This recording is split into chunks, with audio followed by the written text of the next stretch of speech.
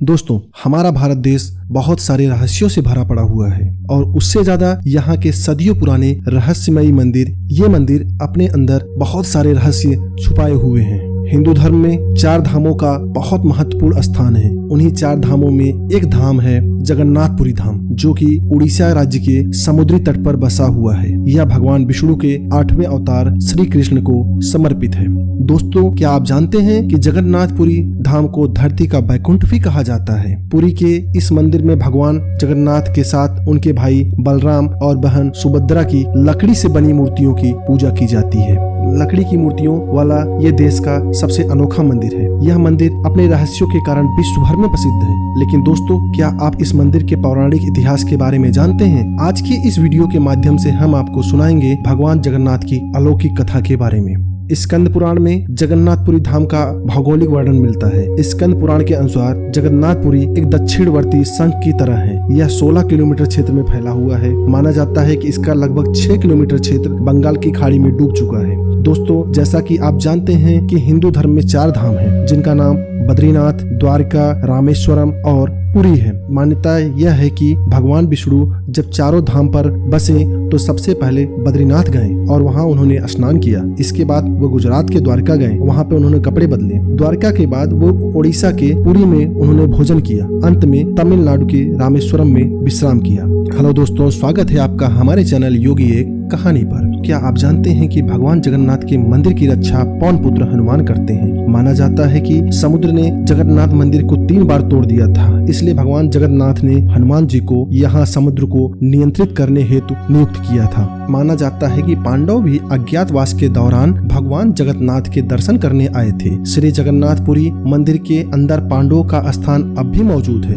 भगवान जगन्नाथ जब चंदन यात्रा करते हैं तो 5 पांडव के साथ नरेंद्र सरोवर जाते हैं। भगवान जगन्नाथ से जुड़ी कई ऐसी रहस्यमयी और चमत्कारी बातें हैं जो इंसान को हैरान कर देती है, जिनका जवाब विज्ञान के पास भी नहीं है और जो सदियों से रहस्य बनी हुई हैं। क्या है जगन्नाथपुरी की अधूरी मूर्तियों का रहस्य? कहा जाता है भगवान जगन्नाथ श्री विष्णु की नीलमणि से बनी मूर्ति एक अगरू वृक्ष के नीचे मिली थी। मूर्ति की भव्यता देखकर धर्म ने इसे पृथ्वी के नीचे छुपा दिया। मान्यता यह है कि मालवा के राजा इंद्रद्युम्न, जो भगवान विष्णु के बहुत बड़े भक्त थे, जिनको भगवान विष्णु ने सपने में दर्शन दिया और कहा, हे राजन, आप पुरी के समुद्री तट पर जाइए, वहाँ आपको एक लकड़ी का लट्ठा मिलेगा और उसी लकड़ी से एक मूर्ति का निर्माण कराओ। जब राजा इंद्रद्युम्न समुद्र के तट पर पहुँचे तो उन्हें एक लकड़ी का लट्ठा मिला। अब राजा सोच में पड़ गए कि भगवान की मूर्ति किससे निर्माण कराया जाए। कहा जाता है कि मूर्ति निर्माण के लिए भगवान विष्णु और श्री विश्वकर्मा स्वयं वृद्ध मूर्तिकार के रूप में धरती पर प्रकट हुए और उन्होंने कहा वे 1 महीने के अंदर मूर्तियों का निर्माण कर देंगे। लेकिन इस मूर्ति को बनाने की एक शर्त है कि मूर्ति बनाने का काम एक बंद कमरे में करेंगे और 1 महीने तक कोई भी इस कमरे में प्रवेश नहीं करेगा, न कोई ताक झाक करेगा, चाहे वह राजा ही क्यों न हो। कहा जाता है कि महीने के आखिरी दिन कमरे में से कई दिन तक कोई आवाज नहीं आ रही थी, तो राजा से रहा न गया और अंदर झांककर देखने लगे। लेकिन तभी वृद्ध मूर्तिकार दरवाजा खोलकर बाहर आ गए और राजा को बताया कि मूर्तियां अभी अधूरी हैं, अभी मूर्तियों के हाथ अभी नहीं बने हैं। राजा को अपने कृत्य पर बहुत पश्चाताप हुआ और वृद्ध से माफी भी मांगी, लेकिन वृद्ध ने कहा शायद यही भगवान की मर्जी है। तब भगवान की मूर्ति स्थापना उसी अवस्था में किया गया।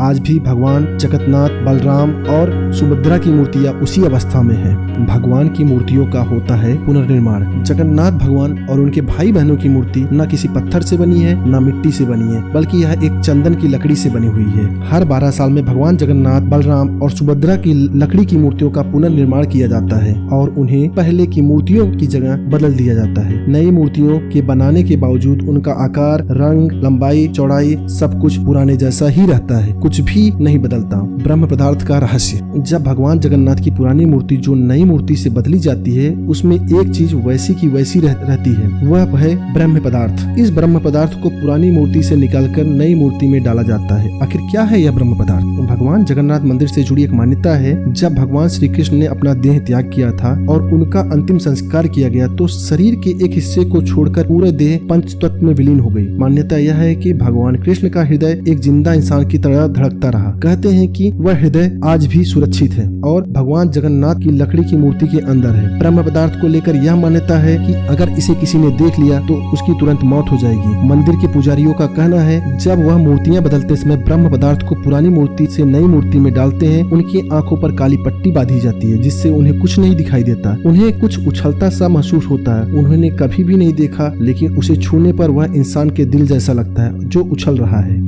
क्यों निकाली जाती है भगवान जगन्नाथ की रथ यात्रा? इस मंदिर के गर्भगृह में भगवान कृष्ण, सुभद्रा और बलराम की मूर्ति विराजमान। कहा जाता है कि माता सुभद्रा को अपने मायके द्वारका से बहुत प्रेम था, इसलिए उनकी इस इच्छा को पूर्ण करने के लिए भगवान श्री कृष्ण, बलराम और सुभद्रा जी ने अलग अलग रथों में बैठकर द्वारका का भ्रमण किया था। तब से आज तक पुरी में हर वर्ष रथ यात्रा निकाली जाती है। मान्यता यह है कि इस रथ यात्रा को जो भक्त एक बार खींच लेता है उसके सारे पाप धुल जाते हैं। पौराणिक मान्यताओं के अनुसार स्नान पूर्णिमा के दिन भगवान जगन्नाथ का जन्मदिन होता है। इस दिन भगवान जगन्नाथ और उनके बड़े भाई बलराम और बहन सुभद्रा को सिंहासन से उतारकर मंदिर के समीप बने एक मंडप में ले जाया जाता है। यहाँ इन्हें स्नान कराया जाता है। यह स्नान 108 कलशों के माध्यम से कराया जाता है। पौराणिक कथाओं के अनुसार जब भगवान बीमार हो जाते हैं और उनका शरीर तपने लगता है, इसके बाद उन्हें एक खास कक्षा में रखा जाता है। यहाँ भगवान 15 दिन तक रहते हैं। इस दौरान प्रभु की कक्षा में जाने की अनुमति सिर्फ मंदिर के सेवकों और वैद्यों की होती है। इसके अलावा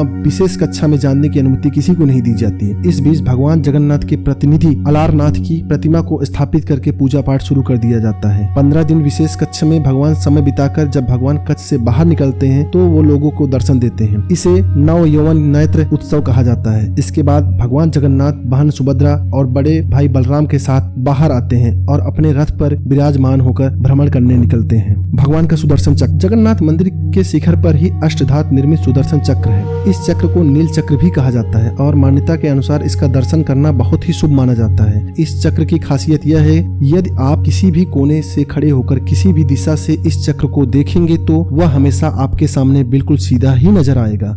भगवान जगन्नाथ के मंदिर के झंडे का रहस्य। भगवान जगन्नाथ के मंदिर के ऊपर झंडे के बारे में कहा जाता है, यह झंडा हमेशा हवा के विपरीत लहराता है। हवा का रुख चाहे जिस तरफ हो उसके विपरीत ही यह झंडा लहराता है। आमतौर पर दिन के समय में समुद्र की हवा धरती की तरफ चलती है और शाम को धरती से समुद्र की ओर। लेकिन यह आश्चर्यचकित कर देने वाली बात है कि इस प्रक्रिया में इस मंदिर पर लगा झंडा हमेशा उल्टा ही फहराता है। ऊपर शिखर पर स्थित ध्वज के बारे में यह भी रहस्य है कि मंदिर के पुजारी इस ध्वज को हर रोज उल्टा चढ़कर बदलते हैं। ऐसी मान्यता है कि अगर किसी दिन भूलवश ध्वज नहीं बदला गया तो मंदिर अगले 18 वर्षों तक बंद कर दिया जाएगा।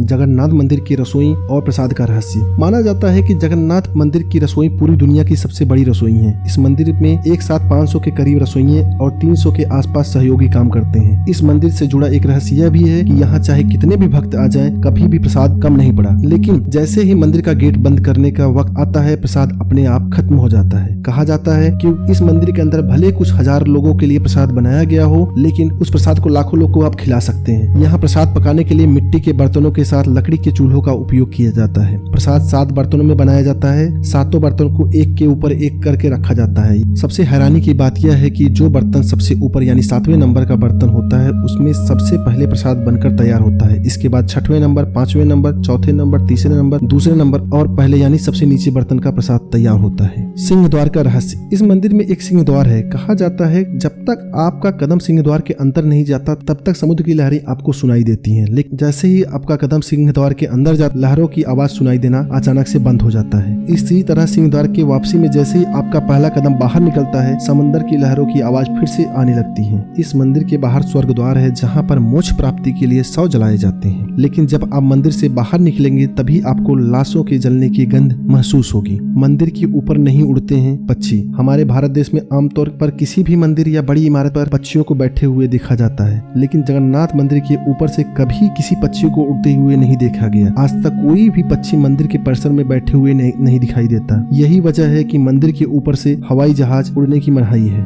जगन्नाथ मंदिर के शिखर की कभी परछाई क्यों नहीं बनती? भगवान जगन्नाथ मंदिर की ऊंचाई 214 फीट है। जैसा कि आपको मालूम है, विश्व में जितनी सारी वस्तुएं हैं सबकी एक परछाई बनती है, चाहे वह मनुष्य हो या कोई वस्तु हो। लेकिन इस मंदिर में यह विज्ञान फेल हो जाता है। इस मंदिर के ऊपरी हिस्से के शिखर की छाया हमेशा अदृश्य रहती है। शिखर की कोई भी छाया कभी नहीं दिखाई देती। दोस्तों, हमारा आपसे एक अनुरोध है कि एक बार भगवान जगन्नाथ का दर्शन करने जरूर जाएं और भगवान के इन रहस्यों को जरूर देखें, जिनका जवाब आज के समय में साइंस के पास भी नहीं है।